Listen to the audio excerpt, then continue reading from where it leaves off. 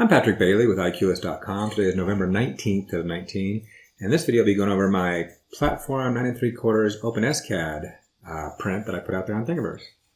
Okay, now I recently did a video. We did a live video. It's kind of long as we talk about this, where I went through and designed with some help from some people, Platform 9 3/4. The idea was kind of like my Doors of During. I wanted to have something, kind of a sign on my wall that was a Wi-Fi, because we'd have, like, if you're a Harry Potter fan, maybe you have a Wi-Fi Wi-Fi access point called Platform 9 3/4 or something. And if you were to do that, you could stick something like this up on the wall.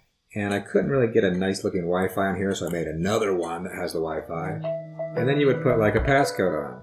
So that was the idea. But we went through in there. If you want to go watch all the details, it's done in OpenSCAD, pretty cool. And the OpenSCAD files are out there. But this first part of this video, I just want to go over the stats and how to print it and URLs. So the first one, if you just want the Platform 9 3/4, it's on Thingiverse right now. It's saying 3985629. It's also on Prusa as 192.10927. And also I have a second one, which is both of them. It's the 9 3/4 and the Wi-Fi. On Thingiverse, it's 3985646. On Prusa, it's 10928. So you can go down there, download them. The STL files are there, and also the OpenSCAD files are there, so you can download the OpenSCAD and run that if you want to look at it and tweak it and do whatever you want. But for those who are watching this, you might just want to print it. So if you're printing it, download it, and let me show you how to slice it real quick here. So let me go over and show you what I have out there. So, so here's the big one. And the big one is big enough to fit on the Prusa i3 Mark III. It's 200 millimeters in size. You could shrink it down if you need something smaller. And you can make it slightly bigger, but not by much. Now, when you have this, I don't have a color changing Prusa. I don't have that on there. So I change the colors based on layer height. So if you have this, bring it to the Prusa slicer, slice it, and then you got to set some color change points so you can actually pull it out. So the first 3 millimeters are black. So in this case, you want to go to 3.2 and put a color change in here. And so see at 3, when you put a color change point in, it changes right at the start of that level. So below this, what is showing up as dark red right now would be your black. So that would be all this black here on the outside as it builds up. And the next part is your red. So you have red and you go up. So it would print red at 3.2, 3.4, and 3.6. Then we go to 3.8. We put a change point in here too. So at 3.8 is where you would start doing your white. And then you go up a little bit more. And you go up to 4.4 is where you would start doing black again for your 9 3/4. And so those are the change points you would do. It's listed on the website if you missed that. If you go down here, any of the ones I posted, it should say 3.2, 3.8, and 4.4 are your change points. And hopefully I did that right. Yeah, 4.4, 3.8, 3.2. And so there's that. And as with most of my videos, I like to go over the details. I've already printed these out, so I'll have some stop motion. I'll have some videos going on here just to show it. So to print out this one, time-lapse videos, that's the word I'm looking for. To print out this one as is takes 6 hours and 22 minutes to print. It takes 5.5 cents for electricity, and it weighs 0.114 kilograms. And at $20 per kilogram, that comes out to $2.28 for the material. So overall, to print this one costs $2.34. You know, not bad for less than $2.50. My daughter already made me print another one out. It's hanging up in her room right now. Now for the Wi-Fi one, it's pretty close, very similar. So it took 5 hours and 46 minutes to print. It took 5 cents worth of electricity. It weighs 0.108 kilograms. And at $20 per kilogram comes out to $2.16. So total on this is $2.21. So between the two of them, if you had to print them, you know, less than $5. But most people are probably just interested in this one. So next, for most of you, that might be enough of the video. Life is good and I'm done. For those who might want to hang on, the next thing we have is if you're doing the Wi-Fi thing, there's another piece of code out there in OpenSCAD where the idea is, like I have at my house with my Doors of Durin, is to actually print out another print that has your passcode on it, and you put it in your house so people could access your, I don't want to say public Wi-Fi, but the Wi-Fi you intend guests to use in your house. Or if you want everyone to use it, you just have it there and you can point to it and say, there's my password, log in. So I'm going to go over that next. And then after that, I'm probably going to go over another thing I'm trying to do with this, which is a manifold issue. But this does not have a manifold issue. It's fine. But I'm trying to do something different with it.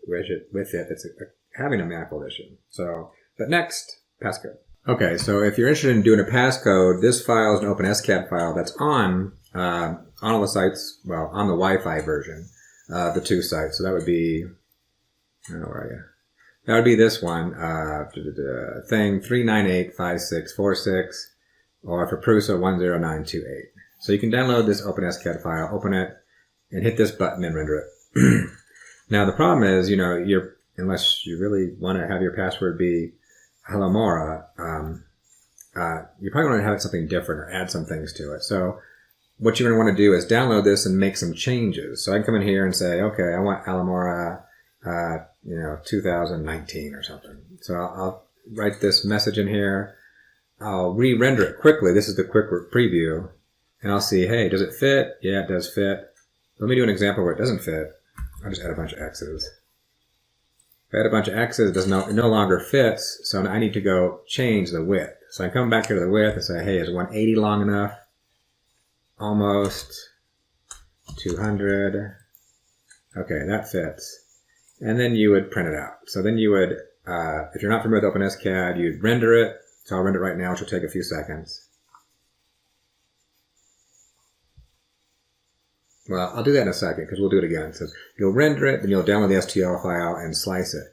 What we're going to do right now is, there's another chance you might not like the font in here. We can change the font. And so what I went and did, I found, where are you? I went here, and I'll put a link in the show notes here. Just some fonts you can download that are Harry Potter-ish fonts. And so I'm going to go click on this one and download it. So I'll click on here, this Harry Potter font. And let's see how easy it is to download. Sometimes you push the download button, you don't actually download it. So I hit the download. Oh, you're actually going to download it. Cool. Okay, come on. Come on. So here, I'll show it in my folder. I'm on Windows here, so I will extract all. There we go. Here it is. And here is this TTF is the font. So in my case on Windows, I'm going to install it. I'll right click on it and say install for all users. I'll install it for all users, and it's called Harry Potter, backwards. Okay, so it's in there, hopefully now. So now what I'll do is I'll go up back to my OpenSCAD that I have open, and I can go here. There's instructions right here on how to do this, how to change your font. But we'll just walk through it. So I'll go here to help, hit font list, and what I can start to do is look up Potter. Oh, and it's not there yet. So it's probably confused because it just got installed. So we can do a little quick test on it. So I'll look at fonts and go to font settings, make sure it's actually in there. And I'll look at Harry Potter. Oh, maybe it didn't get in there. Let me go back. Right click, install for all users. Oh, no, it's in there. Try again. Yes, just replace it. Oh, it's thinking. Okay, so now, are you in there? There it is, Perry Hotter. Okay. It's in there. I was looking at the wrong thing. Okay, font list. Now sometimes when you open this, it has to generate the font list, so it might take a while. Oh, but it's not in here yet. So what I'll do is I will kill this. I'll just close it, because I might have to restart it. And I'll go up and reopen it and see if it will get it. In fact, let me go kill, well, let me try again. Passcode. Oh, font list. There we go. See, now it's trying to generate the font list, and hopefully it'll grab the new Perry Hotter. There we go, Perry Hotter. So you find the font you want, you click on it, say copy to clipboard, and hit OK. And you come down here to where it says My Font. We'll just erase this whole thing.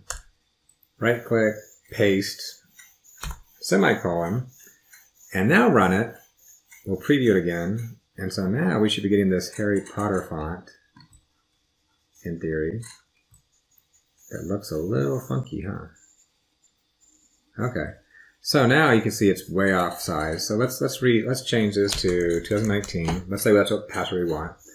I'll re-render it, and we can see it's a little on the tall side. So we will, there's a couple things we can do. We could adjust the height here, or we could adjust the font size. Now the font size, you don't want to go too small if you're using your 0.4 millimeter nozzle, because then you'll probably start losing detail. So I think in this case, I think I'm going to make it wider. So I will come up here and say, let's make it 45. That's close. Oh, in fact, let me go fix some of these font colors. I learned the other day that we can do font colors. So let me go do some colors here so that we can see. The font colors don't come through in a render, but they do come through in a preview. So we'll go down here and say, okay, where is my code? So we'll come down here and we'll make this part, I think that should, see, we got render, there we go, black, and we'll make the, this one will be black too, that's the part there, and then the bottom part should be white, which is FF. And if people don't know it, this is typical HTML stuff, red, green, blue. So that's a max red, green, and blue, and it should be white. Boom. Okay, there you go. A little off-center because that H is so big. But we could make it a little bigger. And there's ways you can adjust it and change it, but that looks pretty good. For our purposes, you can tweak it. So now that I have something that I kind of want, well, let me make it too wide. Let me make it a little bit. There we go. Cool. Render it, which will take a moment. There we go. So it takes a while to render. Now that it's rendered, of course the colors go away when you render it because it doesn't matter. I'll save the STL. I'll just save it to my desktop for the moment. And then we will bring up this. We'll drop that in there. Okay. Where'd you go? There we go. Passcode. So, there we go. Doesn't like that font. So you can see there might be an issue with that font. So I'll slice it. But, yeah, it doesn't like that H. There's something about that H, which brings me up to my next point, this manifold thing. There's this manifold thing going on. I could fix that, though. This might be my problem. Okay, well, we don't want to work with that. We'll see if I can fix some code and put that out there later. I think I know what the problem is. But yeah, this draws into my next part of my conversation. So anyway, if it had been done correctly, you would have gone down here to 2.2, hit that button, and then the bottom would be white, and that'd be your change point, it would be black. But this brings up to my point right now. The next section I want to go over is this manifold issue. And how can you fix it? Let's see if I can fix this one. There's another issue I'm having where I haven't been able to fix it yet. But if you want to hang on and watch my immature manifold discussion, hang on. Okay, unfortunately I was unable to solve that at this point. There's a problem with that H, but I think it has to do with the manifold problem, which is what I'm having issues with. Another thing where this works, but I've been trying to modify it a different way and I have manifold issues. So this is my little bit of research trying to understand manifold issues, which now that I slightly understand, I think I know why some other of my prints have some potential issues. So what happens here, and we'll kind of start at the beginning here. I'll link a bunch of the show notes in here, link a bunch of these things in the show notes as best I can. But if I look up basically, STL files have some known issues. Where are you going to find it? There. Oh. Okay, let me read this off. An STL file is 3D printable if each edge is connected to exactly 2 faces, manifold. This way, the 3D print model is represented accurately without any ambiguity. So there's this manifold problem, and so it's a little hard to explain sometimes or to visualize.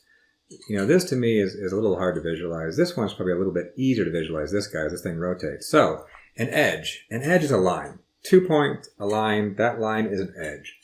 Now the STL standard, I guess, allows you to be ambiguous. In other words, it could be part of 2 things, and once it is part of 2 things, it gets confused, and you're going to have problems slicing it or looking at it or even doing anything in general in the STL world. So if we look at these 2 cubes here, they're perfectly aligned right next to each other. So they share an edge. And so if I look at the edge, let me just think about an edge. Think about an edge on top of this square. If you think about an edge on top of this cube, this edge right here shares 2 faces. The top face and the bottom face. So if you share 2 faces, thumbs up, you're good, you're printable. If you share 1 face, if you just have that line and nothing else, it's just a plane. It can't print that, it doesn't know what to do. But if you have more, like see this edge, it has 1, 2, 3, 4 faces. So it needs to be 2. In this case, it has 4. And once you have more, it goes, I don't know what to do. So if you wanted to print something like this, you'd have to do, there's a couple ways to fix it. One, it might print out in this case, but it might not. One is if you intended to be 2 objects, pull them apart slightly and you're fine. Or in fact, the other way, you could mesh them together a little bit and they overlap. Once they overlap, so if you can imagine if I push this into this, that edge goes away.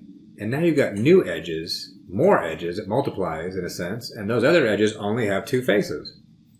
OpenSCAD, I'll put a link in here. They talk about the issues in there. I was poking around trying to find more stuff. And so some of their solutions, and this shows a decent solution. Let me see. So sometimes I'm doing things like this incorrectly. So here I'll make this one shape, and then I'll make a cylinder shape on top, exactly on top. And if I do that, this line is confused, this little circular line, because it's got this face, and it's got the other one. So it's got too many potential faces, doesn't know what to do.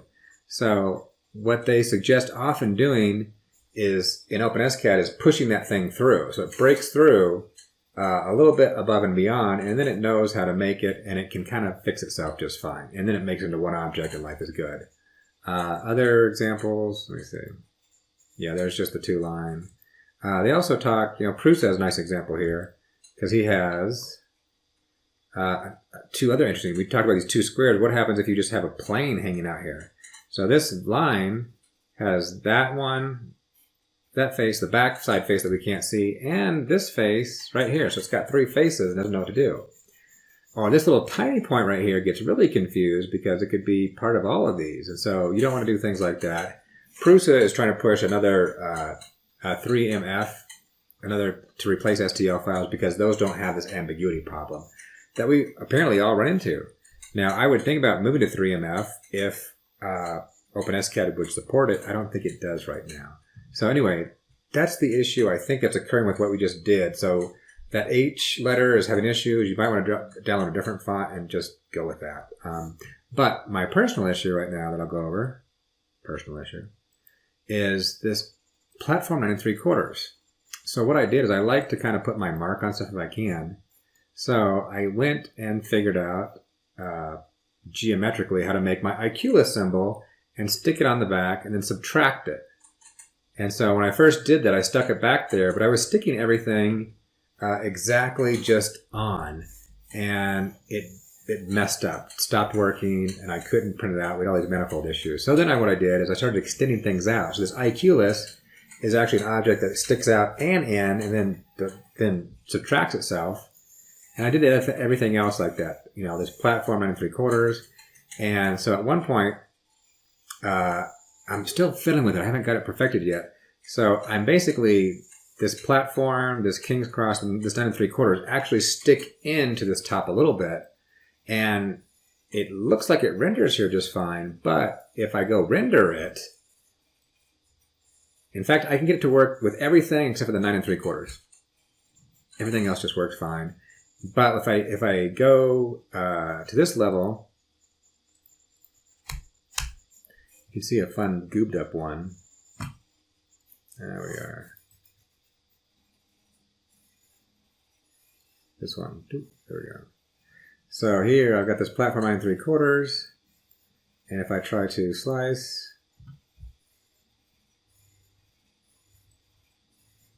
wait, did you actually finally just render something? No way. No, did I just actually accidentally render something just a minute ago? Okay, so it should go 3.2 is our red, 3.8, and then we go to 4.2. No. Or 4.4. 4.4. Okay, now that I said that, now it's working. Okay. It wasn't working this morning. What did I do? I don't know.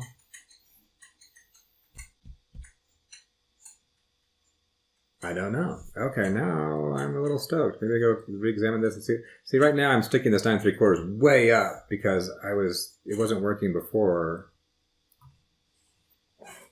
You know, this is the first time I had an opposite problem. Usually when you're trying to demo something, it doesn't work. In this case, I demoed something and it worked. But I do have, I'm pretty sure I have some examples that don't work. Let me go find an example that doesn't work.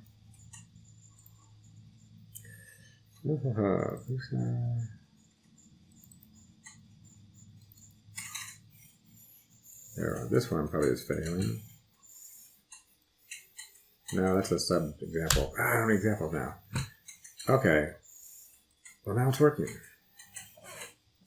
Well, ain't that interesting?